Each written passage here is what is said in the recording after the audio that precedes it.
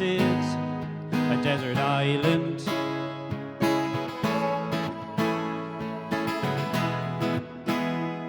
Behind the blue skies, a cloud.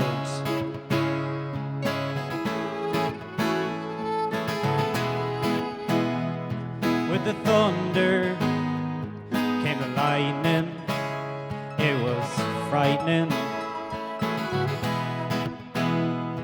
You ran away from the world. If only you had waited for the seeds that we had sown. You'll never, never know. Never, never know. It's an oasis. My love for you has grown.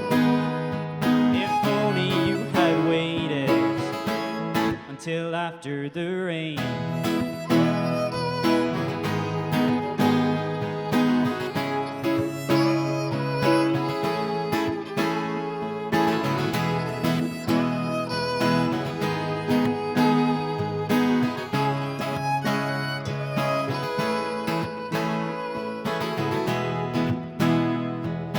Vessel in the ocean.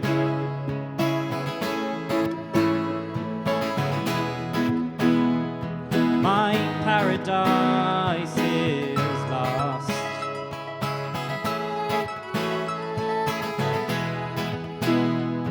With the thunder came the lightning. It was frightening. Ran away from the world. If only you had waited for the seeds that we had sown. You'll never, never know. Never, never know. It's an oasis. My love for you has grown. If only you had waited.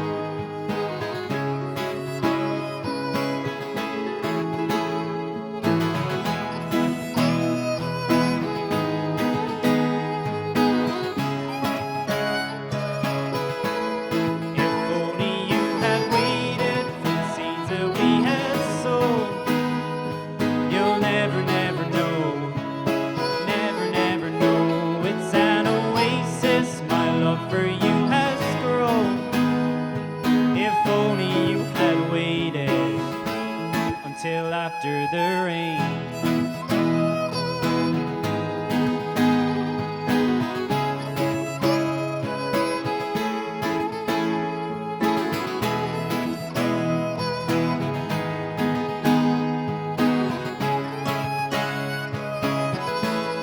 Till after the rain. So I wanted to ask you, you've been in the game for a long time. You've seen sort of the Irish music industry through from the 80s, I suppose. So I've seen it now. from, would you believe, from the 60s. From the 60s? Yeah, I'm 74 now, so I grew up in the 1950s and 60s. Yeah. And I remember pestering my dad when I heard the Everly Brothers with their acoustic guitars, and then I heard Duane Eddy with his electric guitar. You probably never heard of them. They're from the dark age, from the last century. Okay, yeah. And pestered my dad to buy me a guitar, and it was the best thing he ever did. I don't think since that day I got that awful, it was a dreadfully cheap guitar, but from that day on, I don't think a day has gone by when I didn't think about music, play music, record music, write songs, and here I am after 64 years, I'm still obsessed with music. Yeah, you're still loving it. Yeah, I love it. And when that obsession goes, when you start to lose interest, that's the time to give up. There's a cow. Yeah. I heard the cow there. There's a cow. The cows are right next door, yeah. They must be coming to the gig. They must know I'm coming.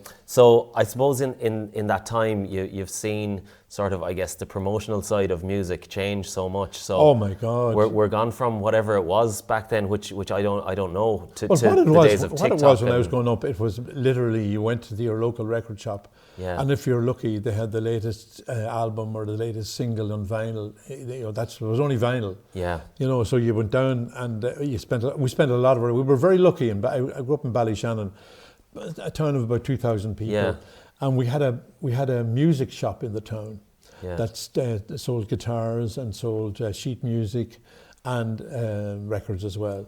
So Yeah. we spent a lot of time hanging around that music shop. Yeah. When we were 13, 14 years of age, you can imagine listening to music of the time, which it would have been the Beatles and the Rolling Stones and the Kinks and all those that's the kind of music we were interested Yeah. in, rock music at the time. Lovely. That's how it is with you and me. We've lived our lives imperfectly, and though I love you totally, that's how it is with you and me. It keep changing like the weather, one day good, the next day better. I never know how you're gonna be. That's how it is with you and me. One day hot, the next day colder. Keep looking over my shoulder. Sometimes you're really hard to see. That's how it is with you and me. Your turn, you wanna join in? That's how it is with you and me. We live our lives imperfectly. We live our lives imperfectly. And though I love you totally, and though I love you totally, that's how it is. That's how it is with you and me.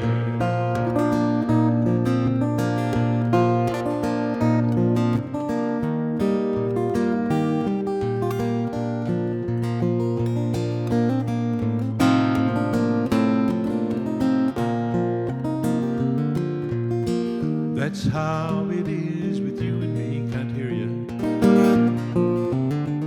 We live our lives imperfectly, and though I love you totally, and though I love you totally,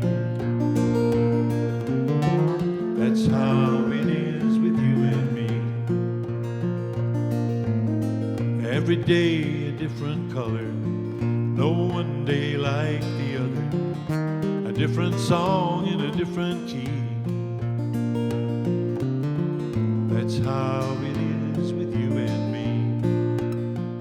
me. So then I moved to Dublin in '68, and the very first night I was there, I went to a folk club. Yeah. Somebody brought me to a folk club, and what a night! Paul Brady was there, Donal Lunny was there, Liam O'Flynn Wow. was there, all these heroes, people, Yeah. all sitting around, all getting up and playing. And I rang my dad the next day. I need more money, Dad. I have to get an Very acoustic guitar. Yeah, very good. And that sent me off then. And more or less from then on, I've been an acoustic musician, and loved doing gigs with acoustic instruments. And was it around that time then that Jargon would have started, or is Jargon that a little bit started when I later? moved to Leitrim. I moved to Okay. Leitrim back in '73. And in '73, at the end of '73, early '74, Jargon started. Yeah. And we played very successfully we had a record deal with Polygram Records, and we played all over the country. In those days, there was a thing called the Folk Fáinne, which is the folk ring. There Yeah. were 25 or 50 or 30 folk clubs all over the country where you could play to an acoustic. You wouldn't even need a PA. Yeah. We just used to play to people just sitting around, and Yeah. it was absolutely brilliant. But anyway, we drifted apart, and but then 40 years later we got together there a couple of years ago. I was going to ask you about that. Yeah, we That did, must have yeah. that must have been magic to sort of relive. Well, what happened those was I old wrote days. I wrote a book, which is called Forever a Rock and Roll Kid, which is traced me. It was Yeah. a memoir. And at the launch of the book, the guys came along, and after 40 years, we did a couple of songs, and the reaction was just fantastic. So, Jickers, Brilliant. we should do this again, Yeah. So we've been doing it now. It's a difficult one for me because like tonight now I turn up with just a guitar. Yeah. But when it's four people, you know, you have to really adapt. Yeah, of course. You know, yeah. and you're only a quarter of a unit, you know, Yeah. so everybody has to get their say and stuff like that. But we're enjoying it. We're having particularly doing acoustic gigs with no PA. Okay. We've been doing a lot of those all over the country. And then we do ones with PA and concerts and theatres and stuff like that. But it's great. The musicians haven't changed. They're great, really good musicians. They were back then and they still are, even better now. Hey, when you gonna go away? It was really nice to have you stay. But when you gonna go away? Wanna try it? 1, 2, 3, 4. Hey, when you gonna go away? It was really nice to have you stay. But when you gonna go away? When you told me you were coming, I said, why don't you stay with me? But I didn't know that you'd want to stay a month or two with your wife and your family, and your dog whose hair is falling, and your cat who likes to pee, and your daughter and your son who are never off the phone and taking over my TV all together. Hey, when you gonna go away? It was really nice to have you stay. But when you gonna go away? The mother-in-law's the worst, isn't it? God, she came one Christmas. I'll never forget it. She was still there at St. Patrick's Day. Somebody said that the definition of mixed emotions is watching your mother-in-law drive over a cliff in your brand new car. Which could be worse. Well, the fridge is always empty, and the bathroom's always engaged. There are dirty socks and shoes among the empty booze bottles scattered all around the place. And there's jam on the television and ketchup in the radio. There are dirty fingerprints and doors and on the windows and nappies full of I don't know altogether.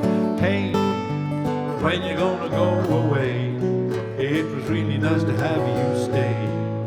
But when you gonna go away? Any Americans here? I hate the Americans, do you? Especially now. Because, you know, the Americans, what are those nappies what are those nappies he's talking about? Because they don't have nappies in America. They have diapers, yeah. We don't have yuppies in Drumshambo where I live. We have nappies, you know, full of shit. Well, I don't wish to be offensive, but I feel that I've got to say that you're dirty and you're rude and your conversation's crude. I just could not stand another day. So would you take your wife and offspring and all of their toys and goo, put them in your rusty car and take them all as far away as you can to last time? Hey, when you gonna go away? It was really nice to have you stay. But when you gonna go away? Hey, when you gonna go away? It was really nice to have you stay. But when you gonna go away? I was going to ask you as well your thoughts on kind of, I feel like in the last few years, Irish music has really sort of taken off internationally, as well as maybe been you know, getting a bit more attention at home here as well. I think nationally more than internationally, in fact.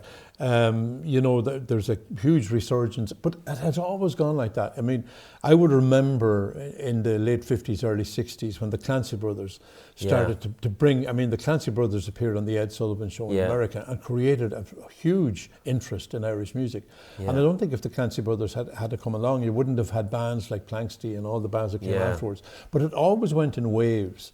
You know, the Clancy Brothers was a huge wave of interest, and everybody in Ireland suddenly began to realise we have a special music in this country. We have an internationally interested audience for this kind of music. And the songs are so singable and stuff like that. So the Clancy Brothers really opened up the doors. And then, of course, the Dubliners came along, and the Dubliners were very popular mainly in Europe. And then, of course, Planksty, which was another new wave where you had people sort of doing a completely different type of same Irish music, but with different instruments like bazookas and mandolas and pipes, of course, with Liam O'Flynn. And then Bothy Band came along, De Donnan came along, you know, and after that then there was it just kept on going, and these were very successful bands. I mean, we played more in Europe than we did here. Yeah. You know, there was more work in Europe. That's how it is with you and me.